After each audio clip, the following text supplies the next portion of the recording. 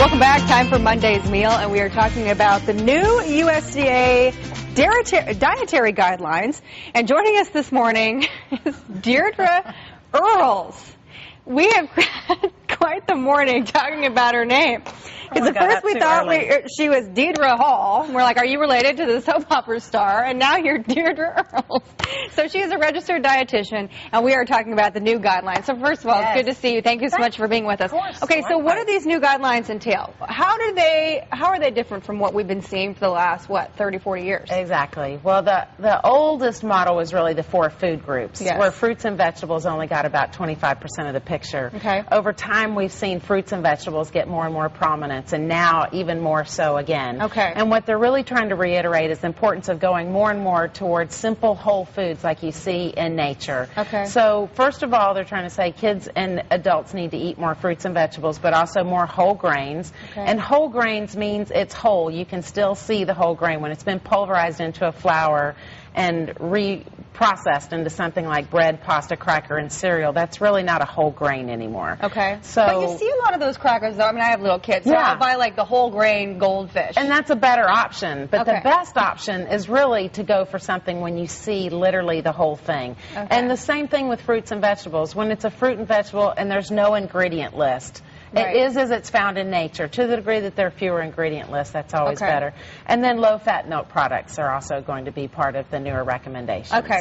So it's interesting because with this triangle, you actually work from the bottom to the top, right? Right. To the top. And the top is like your processed foods, right? And Well, actually, the bottom is becoming more and more with the University of Michigan actually has their own healing foods pyramid. The USDA food pyramid is still a little bit different from it. Okay. But the University of Michigan, their medical school, their healing foods pyramid actually has fruits and vegetables at the very bottom. Oh, really? And now, again, that's what you should, the majority that's what of you your should diet. be eating the most of in terms of a food. The water is actually the very bottom base.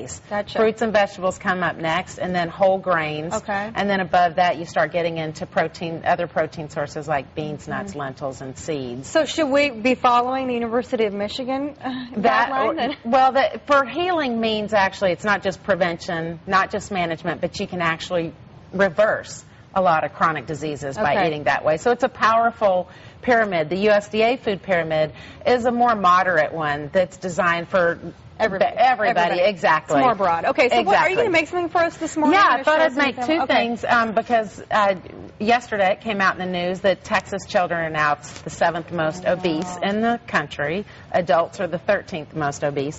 So I thought, and really what people are struggling to find are not only simple, easy ways to make healthier things, but how to do it on a budget. Right. So I thought I'd come up with some simple things.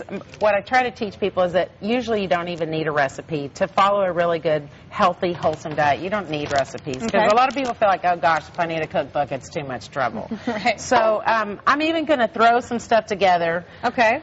The only thing that I'll measure here is the skim milk from Borden. One really nice thing about Borden is that they don't have any supplemental hormones in their milk products. Okay. And that's something that's become a bigger and bigger concern for lots of parents. 30 seconds, so we got to so a cup of milk. Okay, and then I'm putting in some raw chocolate powder. Okay. When it's raw chocolate, it's basically a bean. Okay. This is chia seeds. Remember the chia pets? Yes. No, we ate them a couple months ago. Yeah, here's a little bit of that. Flax seeds are in this too, and some brown rice. That provides the whole grain, right? Well, the whole grain, and then also some more protein, fiber, anti-inflammatory fats. These are frozen bananas.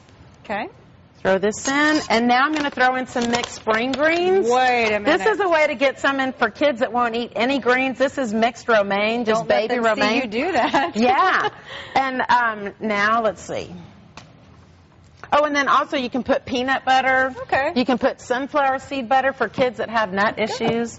All right, we got to get going. We had Okay. All right. Oh, this isn't working. Oh, there we go. There we go.